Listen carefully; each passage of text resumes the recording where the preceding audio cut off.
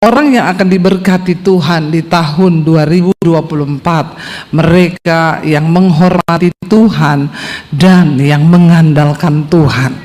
Saudara, di dalam Alkitab banyak diceritakan kisah-kisah hidup orang, dan mereka yang namanya tercatat di dalam Alkitab itu bukan orang sembarangan. Alkitab berkata, memang Tuhan baik dan kasih-Nya itu tidak pernah pandang bulu. Tuhan menurunkan hujan bagi orang jahat, Dia juga menurunkan hujan bagi orang baik. Tuhan membuat matahari terbit bagi orang jahat, matahari juga terbit bagi orang baik.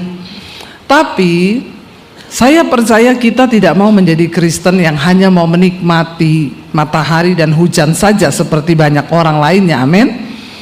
Kita harus mengalami janji Tuhan. Kita harus mengalami berkat Tuhan. Tolong disambung loh kata-kata saya, saudara. Saya ini udah khotbah 7 kali loh. Saudara cuma saya suruh sambung berkat. Nyambung aja kagak mau. Bagaimana mau diberkati? Hello? Kalau dengar firman yang kira-kira itu yes, langsung ngomong amin. Respon saudara terhadap firman Tuhan menentukan kapasitas berkatmu di dalam hidupmu. Katakan. Jadi saya enggak usah tanya, ada amin? Amin lagi ke toilet. Saudara, kita belajar dari orang-orang di dalam Alkitab yang namanya tercatat bagaimana mereka membuat sebuah terobosan di dalam iman. Alkitab berkata begini, saudara, sia-sialah usaha orang membangun sesuatu jika itu bukan karena Tuhan. Sia-sialah orang yang bangun pagi-pagi dan duduk sampai larut malam, ya, dia bekerja untuk mendapatkan roti, makan roti yang didapatinya dengan susah payah. Di dalam terjemahan bahasa Inggrisnya dikatakan dia makan roti penderitaan. Saudara kerja keras bangun subuh, silakan, sampai jauh malam silakan. Engkau makan roti, yes, bisa dapat uang, bisa dapat kekayaan, tapi itu namanya roti penderitaan. Makanya Alkitab berkata itu diberikan Tuhan kepada orang yang dikenannya pada waktu dia tidur. Tapi bukan berarti saudara disuruh tidur terus.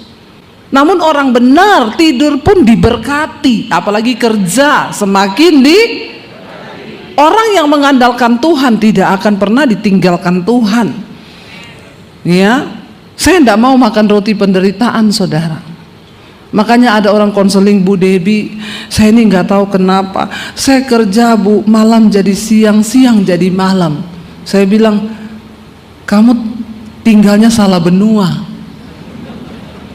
Kalau pagi jadi siang, siang jadi malam, ya tinggal di Amerika sekalian toh.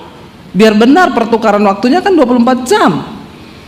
Saya Bu, kepala jadi kaki, kaki jadi kepala. Saya bilang setengah mati loh. Coba saudara jalan pakai kepala. Hanya untuk demi nafkah keluarga, Bu. Saya banting tulang siang dan malam.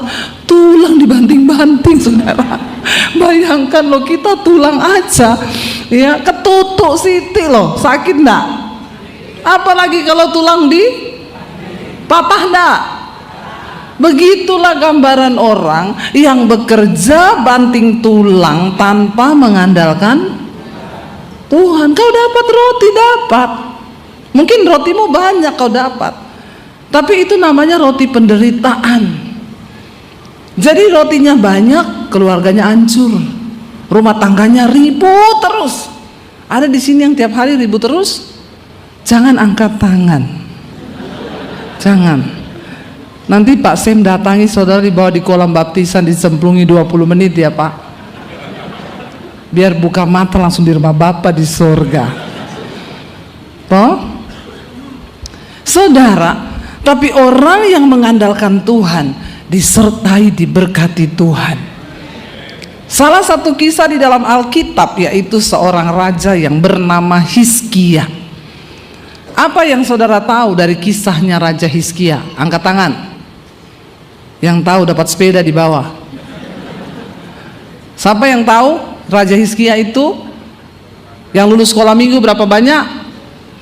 Yang enggak tahu perlu sekolah minggu lagi kayaknya ini Pak Gembala ya. Ayo, Raja Hizkia itu cerita yang sangat luar biasa loh. Apa Bu? Oh, diberi umur panjang, bonus umur 15 tahun. Waktu dia sakit, dia berdoa, langsung saat itu dijawab Tuhan, disembuhkan, diperpanjang umur. Kita sudah berdoa 10 tahun ini Ibu, saya berdoa 30 tahun Ibu, tidak dijawab-jawab. Hizkia berdoa saat itu dijawab. Amin. Saudara mau nggak berdoa saat ini dijawab? Diberi Tuhan kepada orang yang dikenannya. Loh, saya kadang belum berdoa loh, baru timbul di hati loh, baru timbul di hati ini. Ya, saya kemarin tanggal 5 peresmian sekolah misi Alkitab saya di Bandungan. Tepuk tangan dong buat Tuhan. Saya tidak jalankan proposal, semua karena Tuhan. Ya, saudara, apa yang kami butuhkan saya belum ngomong, belum doa, belum. Baru ngomong suami saya, udah mau peresmian, ndak ada furniture loh di sekolah. Iya ya, ntar aja nanti kita carilah yang murah-murah aja. Langsung WA masuk, ting, shalom Ibu, saya punya pabrik furniture, saya disuruh Tuhan hubungi Ibu. Apa yang Ibu butuhkan untuk sekolah misi Ibu, semua akan saya penuhi. Wow enggak? Wow. Bukan wow lagi, wow. Saya khotbah yang ke-7 ini kok semakin semangat ya Bu? Kalau sampai jam 10 mau ya? Anda puas, saya lemes. Mau. Iya loh, orang dikenan Tuhan tuh enak saudara. Apa yang dia pengen Tuhan bilang loh, ya, keinginan hatinya tuh dipenuhi Tuhan. Saya pernah diundang pelayanan saudara. Saya ini nggak pernah tentukan tiket pesawatnya apa, hotelnya apa, nggak pernah. Ibu mau naik pesawat apa? Batik aja yang murah. Ibu hotelnya apa? Yang penting hotelnya ya nyaman lah. Saya diundang ke Morowali, masuk hotel airnya coklat. Mau sikat gigi, buka wastafel, suami saya bilang, "Saya coklat loh airnya." Maklum, sumber airnya langsung dari sungai. Jadi kalau hujan jadi kopi susu itu air. Jadi sikat gigi pakai aqua saja, lah mandi keramas pakai itu yang coklat. Nggak apa-apa, Tuhan kuduskan. Saya nggak pernah meminta hotel yang seperti apa. Tiba-tiba diundang ke satu pelayanan. Saya tanya sama suami, hotelnya apa ya? Hotel ini loh. Saya nggak pernah dengar nama hotel itu. Jadi saya bilang sama suami saya, mungkin karena hotel ini di atas bintang 5, berarti bintang 7. Puyeng dong ya. Itu kan obat sakit kepala toh. Tapi ya sudah, ndak apa-apa. Lihat di Google, oh bagus kata suami saya, bagus hotelnya. Oh iya, kami datang, waktu masuk saya lihat kayaknya ini hotel tua. Begitu masuk, buka pintu lobi, baunya itu apek. Saudara tahu nggak bau apek? Orang Jawa bilang bau apa ya? Bau apek gitu, lembab, bau jamur, bau yang sudah lama begitu ya. Saya lihat sekeliling, saya bilang sama suami saya, nggak ada orang, cuma kita berdua. Bahkan room boy saya nggak lihat, resepsionisnya 1 orang. Ini hotel tua, saya nggak ada orang, kita toh, nggak apa-apa, diam aja ya sudah, kami bayar, kami datang di lobi gini-gini, dibawa lah naik saudara.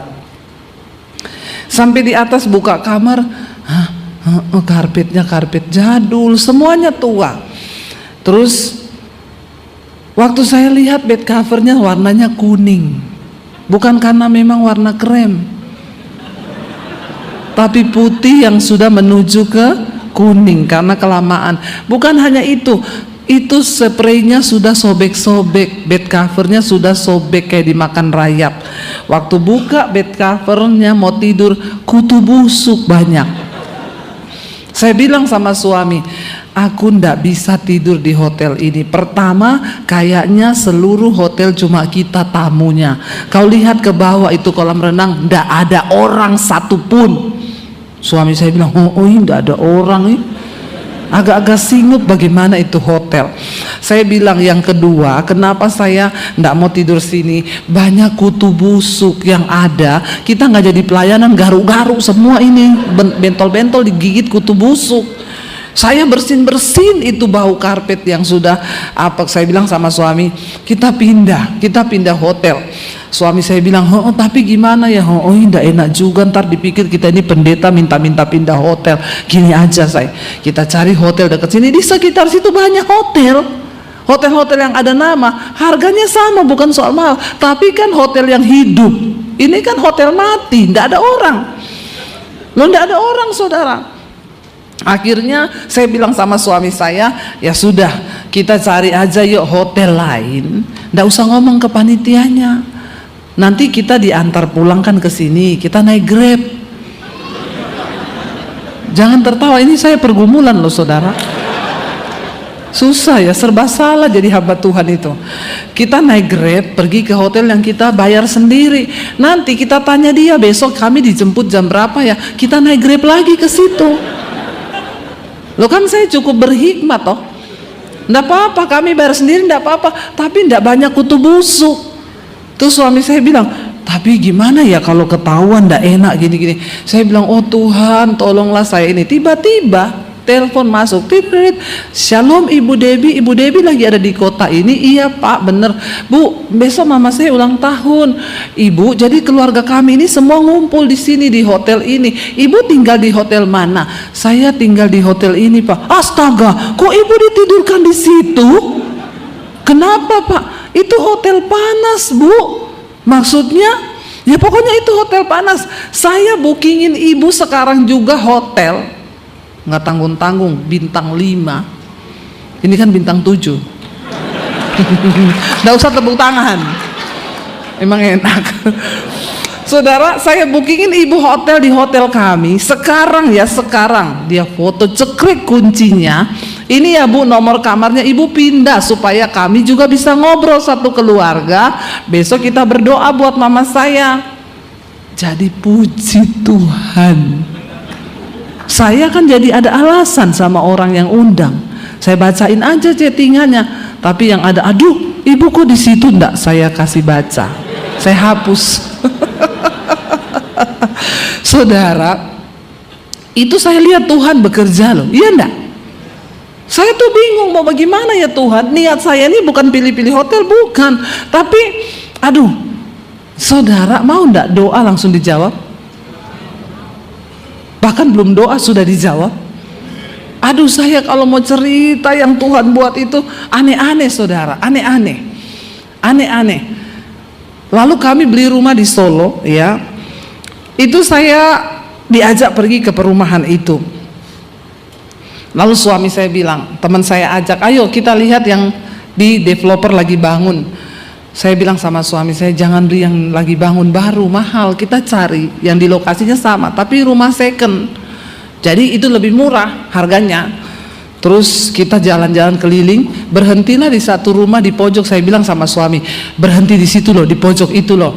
Kenapa? Aku pengen rumah di pojok itu. Suami saya ini ngawur, wong rumah di tempat yo meh dituku loh. Saya bilang saya mau yang itu, soalnya itu di pojok. Ngawur loh, itu enek wongnya tinggal hidup. Wong ini orang tinggal loh, ndak ditulis dijual loh, main dibeli. Tapi aku mau bilang sama Tuhan, aku mau yang itu. Dia cuma ngawur, yuk cari yang lain sih. Balik lagi kita bulan depan ke lokasi yang sama. Diajak teman saya lihat, ada yang dijual di sana Bu. Saya bilang, saya lewat lagi yang rumah pojok itu. Ngawur loh, wong ndak dijual loh, lewat tuh aja lewat. Aku mau minta sama Tuhan, lewat lagi dia, Tuhan, aku mau yang ini Tuhan. Ya, akhirnya suami saya, wong ndak dijual, enek wong nempati yuk. Coba nek kowe lagi tinggal terus wong lewat rumahmu mau dituku piye? Yo karepe aku minta sama Tuhan kan boleh. Bulan depannya lagi kita nggak serak semua ditawarin. Saya bilang sama suami saya, kita lihat lagi ini yang ditawari, tapi mampir meneh di rumah pojok itu.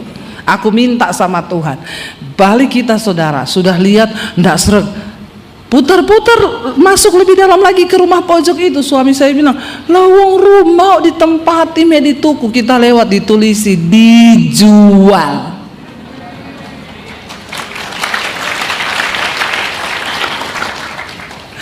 Tuhan memberi keinginan saudara, hati orang yang dikenanya.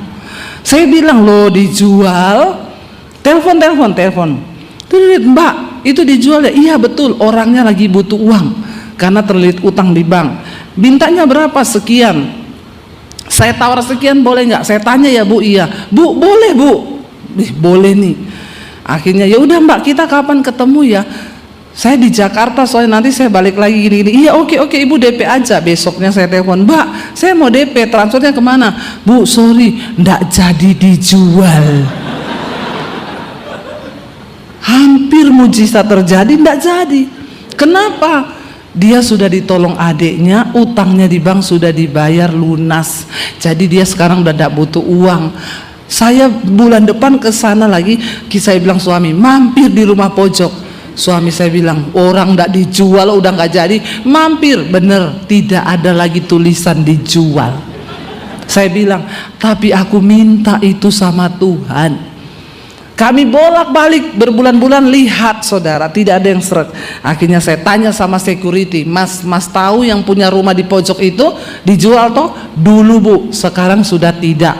Aku minta nomor pemiliknya. Usaha saudara, saya dikasih nomor pemiliknya, saya WA, Pak rumahnya dijual ndak? Ya sudah. Tapi saya bilang sama suami saya, tapi aku udah minta lo itu sama Tuhan.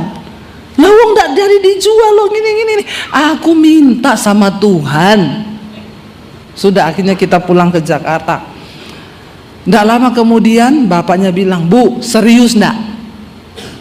Saya bilang, ini bukan cuma serius Pak, 2 rius saya.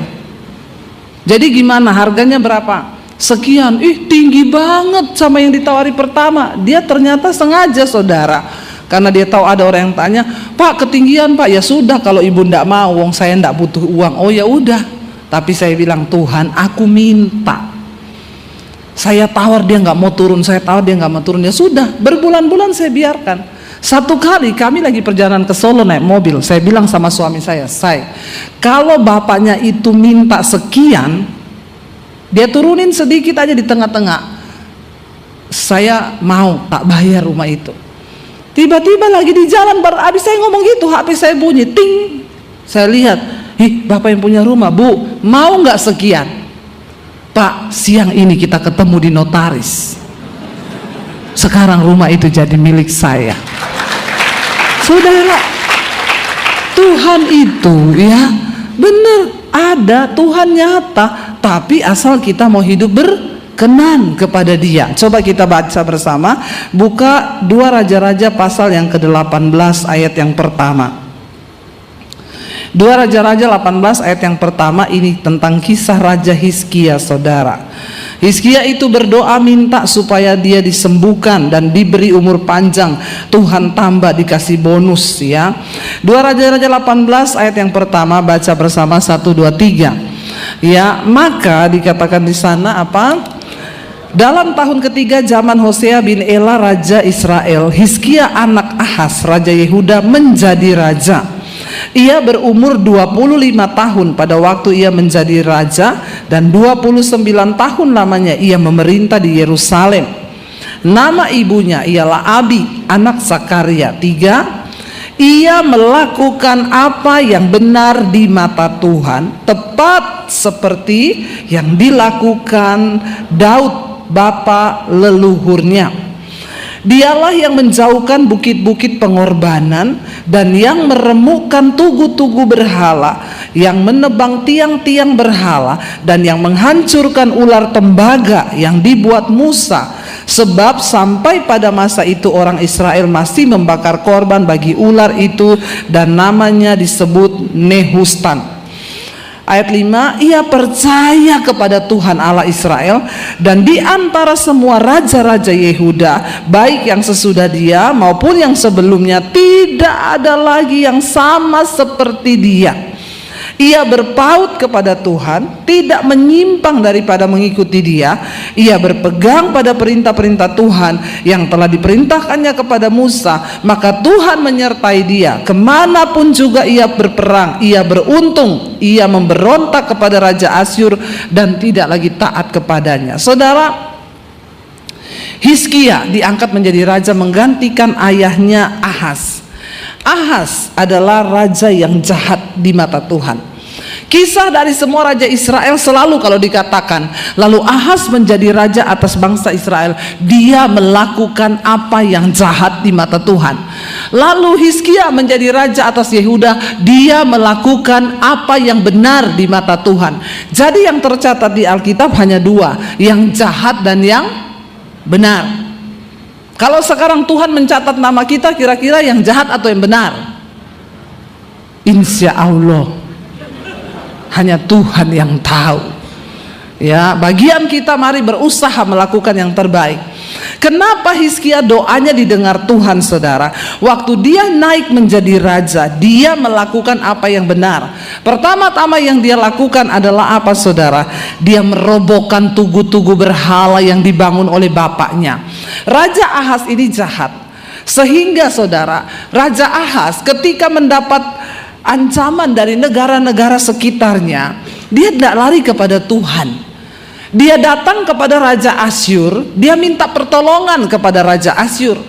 Raja Asyur berkata gini, aku mau tolong, yang penting ada hari gini. Ini yang pegang kendali. Saya kemarin dari Semarang ke sini, saya baca gerbang tol, penyebab kemacetan adalah saldo kurang. Makanya pastikan saldo Anda cukup.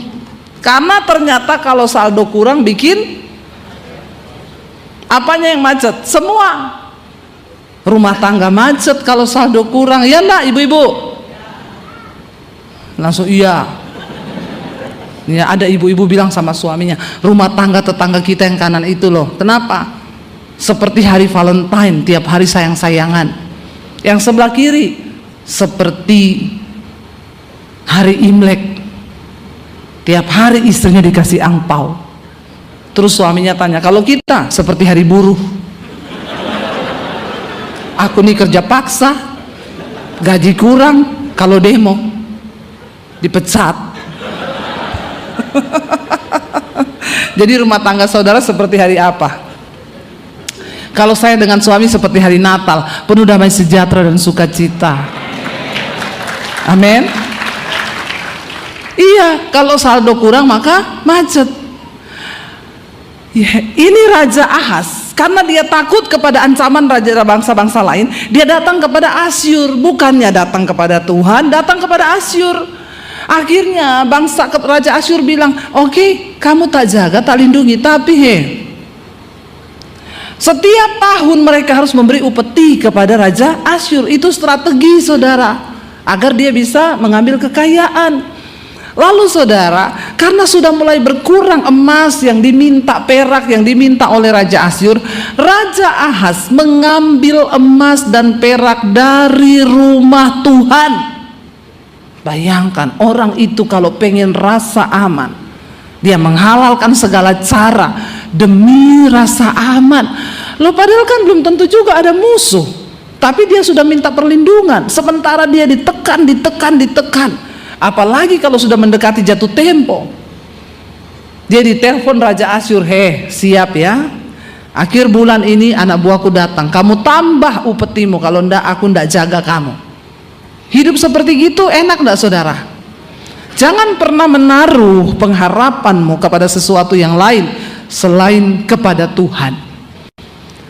Nah, ketika Hizkia naik menjadi raja, Alkitab berkata dia hidup benar di mata Tuhan. Dia menaruh percayanya hanya kepada Tuhan. Jangan taruh rasa percayamu pada sesuatu yang lain. Taruh kepada Tuhan. Bahkan ketika dia naik, akhirnya terjadi apa, saudara? Karena Raja Ahaz takut kepada Raja Asyur, sehingga dia memasukkan penyembahan berhala. Dewa-dewanya Asyur dimasukkan ke dalam bait Tuhan untuk dijadikan sesembahannya. Maka orang Israel berdosa terhadap Tuhan orang Yehuda. Bahkan mereka mulai menyembah patung buatan Musa itu, ular tembaga. Saudara, ular tembaga itu kisahnya adalah, saudara tahu, ada yang tahu di sini tak kasih sepeda, benar? Kalau ada yang tahu, kenapa Tuhan suruh bikin itu ular tembaga? Pada waktu bangsa Israel di padang gurun, mereka dimurkai Tuhan karena memberontak dan tidak percaya pada Tuhan. Tuhan mendatangkan ular berbisa, tiba-tiba keluar dari padang gurun, banyak ular berbisa. Tuhan bilang kepada Musa, kamu bikin ular tembaga, ya, kamu dirikan di atas tiang. Siapapun yang percaya kepada Tuhan, waktu digigit sama ular berbisa, langsung lihat kepada ular tembaga itu, maka dia tidak akan mati. Jadi yang percaya melakukan itu dan memang tidak mati, tapi yang tidak percaya mati. Nah, ketika patung itu dari kisah Musa dulu dibawa sampai ke kisah raja-raja ini, patung itu disembah menjadi berhala di bangsa Israel, di Yehuda. Ya, lalu Tuhan marah. Jangan engkau mengkultuskan sesuatu sehingga itu menggantikan Tuhan dalam hidupmu. Ada orang-orang Kristen yang agak aneh bilang sama saya, Bu, saya waktu bangun rumah saya ini, Bu tahu, batu peletakan pertamanya ini tak bawa dari Yerusalem. Saya kadang bingung ya, terus kenapa ya Pak kalau batunya dari Yerusalem? Diberkati, Bu. Saya bilang, terus gue harus bilang wow gitu? Biar kau bawa batu 1 kontainer dari Israel buat bangun rumahmu, kalau kau tidak bertobat, tidak tunduk kepada kebenaran, tidak hidup bertobat dalam kekudusan, tidak mungkin hidupmu diberkati Tuhan. Jangan mengkultuskan sesuatu. Saya di Israel dibawa ke toko perhiasan, Bu, saya bawa ke toko, ini beda dari yang lain. Cincin batu aki, berapa ini? 100 juta. Di Indonesia gratis. Banyak batu aki lebih bagus lagi. Beda, Bu. Kenapa beda? Batunya dari ruang Maha Kudus. Batu dari ruang Maha Kudus, saya yakin kalau saudara pakai tanganmu gak keras sendiri. Bukan apa-apa, 100 juta soalnya. Jangan mengkultuskan sesuatu. Kau taruh salib besar di rumahmu. Saya tanya, kenapa kau taruh salib? Biar setan masuk takut, Bu, sama salibnya. Anak kecil dikasih Alkitab sama gunting. Ini adalah hal-hal yang Tuhan benci, saudara. Engkau mengkultuskan sesuatu, bukan lagi imanmu kepada Tuhan. Lalu Hizkia merobohkan semua itu. Lalu dia mulai membawa bangsa Israel untuk berseru kepada Tuhan. Buka bersama 2 Raja-Raja pasal yang ke-19, saudara. 2 Raja-Raja pasal yang ke-19. Ya, di sana akhirnya Raja Asyur mengirimkan surat, ayat yang ke-10, kepada Raja Hizkia. Dia katakan begini, saudara, baca bersama 1, 2, 3. Beginilah harus kamu katakan kepada Hizkia Raja Yehuda, janganlah Allahmu yang kau percayai itu memperdayakan engkau dengan menjanjikan Yerusalem tidak akan diserahkan ke tangan Raja Asyur. Sesungguhnya engkau ini telah mendengar tentang yang dilakukan raja-raja Asyur kepada segala negeri, yakni bahwa mereka telah menumpasnya. Masakan engkau ini akan dilepaskan? Sudahkah para Allah, huruf kecil, dari bangsa-bangsa yang telah dimusnahkan nenek moyangku dapat melepaskan mereka, yakni Gosan, Haran, Resef, dan Bani Eden yang di Telasar? Di manakah raja negeri Hamat, ya, dan Arpad, raja kota Sefarwaim, raja negeri Hana dan Iwa? Saudara, ayat 14 berkata, baca dengan suara keras, Hizkia menerima surat itu dari tangan para utusan, lalu membacanya. Kemudian pergilah ia ke rumah Tuhan dan membentangkan surat itu di hadapan Tuhan. Sampai situ. Saudara lihat, waktu Hizkia membaca surat ancaman itu, layaknya seorang raja, saudara, kalau dia dapat ancaman itu harusnya dia lakukan apa? Kumpulkan semua pasukan, panggil semua panglima perang. Kita dapat ancaman perang, segera latih semua pasukan, kita harus pasang kuda-kuda. Tapi Hizkia seorang yang memiliki iman percaya kepada Tuhan. Setelah dia membaca surat itu, kata firman Tuhan, dia datang ke rumah Tuhan, lalu dia membentangkan surat itu di hadapan Tuhan. Saudara, apa yang hari ini bagimu merupakan tantangan terbesar? Jangan cari manusia. Mungkin hari ini engkau terima surat jatuh tempo atau surat lelang. Tidak usah kau foto itu lalu kau kirim ke Pak Samuel, apalagi kau kirim ke saya. Ya, cari Tuhan, berseru kepada Tuhan. Saya ingat waktu saya dikejar debt collector dulu, dia tendang pintu pagar saya, perang. Semua tetangga keluar. Pendeta, utang tidak bayar. Ngomong Tuhan, Tuhan, mana Tuhanmu, bayar utangmu.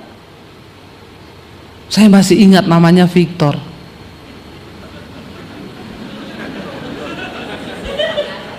Dia juga orang Kristen. Saya bilang, saya ini utang bukan niat tidak bayar loh.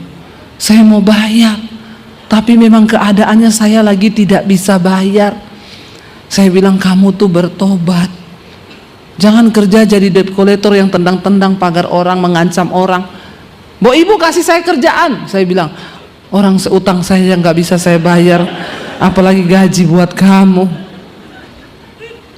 Tapi hari ini saya mau bilang, dimanapun Victor kau berada,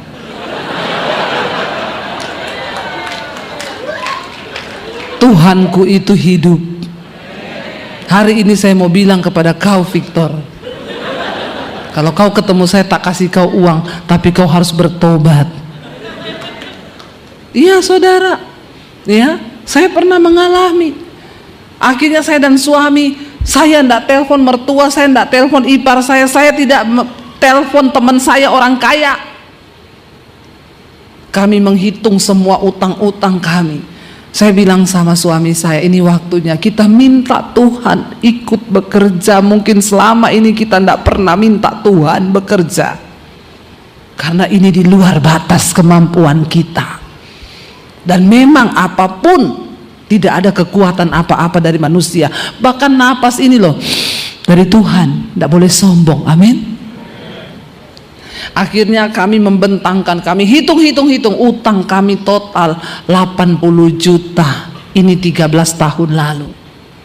Secara manusia tidak ada uang 80, jangankan 80 juta, yang 10 juta si Victor datang aja saya tidak bisa bayar, apalagi di total semuanya. Kami bentangkan itu di hadapan Tuhan. Kami berdoa, Tuhan, kami minta Tuhan campur tangan Tuhan. Engkau tahu niat kami bukan tidak mau bayar. 2 hari kemudian ada ibu-ibu WA saya, Bu Debbie, saya pengen ketemu ibu, bisa nggak kita ketemu di mall ini? Waktu itu saya belum YouTuber loh, ya. Oh iya bisa Bu, ada apa ya Bu? Saya tidak tahu keadaan ibu, tapi Tuhan suruh saya berkati ibu 100 juta. Kok enggak wow ya? Biasa aja ya. Wow dong. Di saat benar-benar enggak bisa loh, 80 juta utang saya dikasih 100 juta loh. Saya bayar semua, masih sisa 20 juta. Beberapa waktu lalu, kami sekarang diberkati Tuhan. Tuhan ingatkan, balikin uang itu ke orang yang pernah kasih. Yakin Tuhan? Yakin. Saya temui ibu itu, Bu, saya mau kembalikan uang 100 juta yang pernah dulu ibu kasih. Loh Bu Debbie, itu kan saya enggak pinjemin. Memang ibu enggak pinjamkan, tapi Tuhan suruh saya kembalikan. Dia bilang, memang Bu, keadaan usaha kami memang sekarang lagi sepi, tapi saya tidak mau terima uang yang ibu balikin. Gini aja, saya paksa dia, gini aja, kalau ibu mau kembalikan, saya punya yayasan yang itu saya kasih makan orang susah Bu. Kalau ibu mau transfer aja, tapi tolong bu 50 juta aja, jangan 100, supaya saya tetap ada upahnya di hadapan Tuhan. Ya udah, akhirnya saya transfer 50 juta. Makanya Victor, dimanapun kau berada, cari Tuhan. Lo bener saudara. Ya maaf loh, sekarang beli nggak ada yang utang saya, cash. Jadi saya nggak ada lagi hubungan dengan debt collector. Dia sanggup membalikkan keadaan semudah hanya membalik telapak tangan waktu kita taruh iman. Jangan cari penggadean, menyelesaikan masalah tanpa masalah. Padahal bikin, yang member pasti tahu. Telat tak bayar, barangmu hilang. Saudara, Hizkia itu tahu. Ya, dia bentangkan surat itu di hadapan Tuhan. Lalu kita lihat dia berdoa, dia bilang apa? Ayat 15.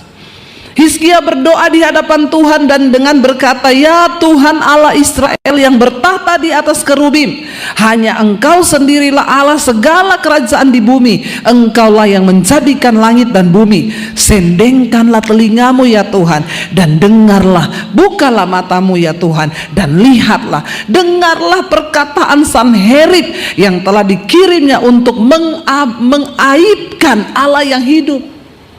Dia membuat aib nama Tuhan. Dia pikir Tuhan itu mati.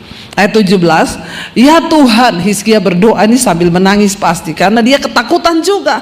Dia bilang, ya Tuhan, memang raja-raja Asyur itu telah memusnahkan bangsa-bangsa dan negeri-negeri mereka, dan menaruh para Allah mereka ke dalam api, sebab mereka memang bukan Allah, hanya buatan tangan manusia, kayu dan batu. Sebab itu dapat dibinasakan orang. Ayat 19, Hizkia berkata, maka sekarang ya Tuhan Allah kami, selamatkanlah kiranya kami dari tangannya, supaya apa? Segala kerajaan di bumi mengetahui bahwa hanya Engkau sendirilah Allah, ya Tuhan.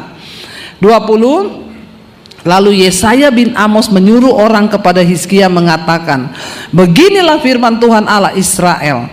Ya, dia bilang, apa yang telah kau doakan kepadaku? Ya, dia bilang apa saudara? Aku telah mendengarnya. Ya, Tuhan berkata, apa yang kau doakan ya mengenai Sanherib itu, Tuhan telah mendengarnya. Saudara, Hizkia berdoa didengar. Saya percaya kalau kita juga menjadi orang yang berkenan pada Tuhan, kita berdoa didengar. Jangan tunggu 30 tahun, 50 tahun, kelamaan. Kenapa kita berdoa lama dijawab? Karena ada penghalang doa. Jadilah orang yang berkenan. Kita lihat jawaban doa 2 Raja-Raja 19 ayat 32. Ya, kita baca bersama. Ini jawaban Tuhan kepada Hizkia sebagai orang yang takut Tuhan. Baca 1, 2, 3. Sebab itu beginilah firman Tuhan mengenai Raja Asyur. Ia tidak akan masuk ke kota ini dan tidak akan menembakkan panah ke sana. Juga ia tidak akan mendatanginya dengan perisai dan tidak akan menimbun tanah menjadi tembok untuk mengepungnya. Melalui jalan dari mana ia datang, ia akan pulang, tetapi ke kota ini ia tidak akan masuk. Demikianlah firman Tuhan. Dan aku akan memagari kota ini untuk menyelamatkannya, oleh karena aku dan oleh karena Daud hambaku. Maka baca ini dengan suara keras, terjadi jawaban doa. 35. Maka pada malam itu keluarlah malaikat Tuhan, lalu dibunuhnyalah 185.000 orang di dalam perkemahan Asyur. Keesokan harinya pagi-pagi tampaklah semuanya bangkai orang-orang mati belaka. Saudara, saya mau tanya, bagi Raja Hizkia, dapatkah dia melakukan hal itu, membunuh tentara Asyur dalam waktu satu malam sejumlah 185.000 orang? Banyak nggak itu? Banyak saudara, banyak, sangat banyak. Mereka berkemah untuk mengepung Yehuda. Tuhan bilang mereka tidak akan masuk. dan malaikat turun. Saudara percaya ada pertolongan yang supranatural, ada mujizat yang supranatural yang bisa terjadi bagi anak-anak Tuhan yang hidupnya berkenan kepada Tuhan. Kejar perkenanan Tuhan tahun 2024 ini. Maka waktu kau doa, belum doa dijawab, belum doa dijawab. Kita percaya kita punya Tuhan yang hidup. Dan pada akhirnya saudara dikatakan ayat yang ke-36. Sebab itu berangkatlah Sanherib Raja Asyur dan pulang. Dia lihat semua pasukannya mati. Lalu tinggallah ia di Niniwe. 37. Pada suatu kali ketika ia sujud menyembah di kuil Nisroch Allahnya, maka Adramelek dan Sareser anak-anaknya membunuh dia dengan pedang, dan mereka meloloskan diri ke tanah Ararat. Kemudian Esarhadon anaknya menjadi raja menggantikan dia. Saudara lihat akhir hidupnya, dia menghina Allah Israel yang hidup. Dia dibunuh ketika lagi berdoa di depan Allah huruf kecil dewanya.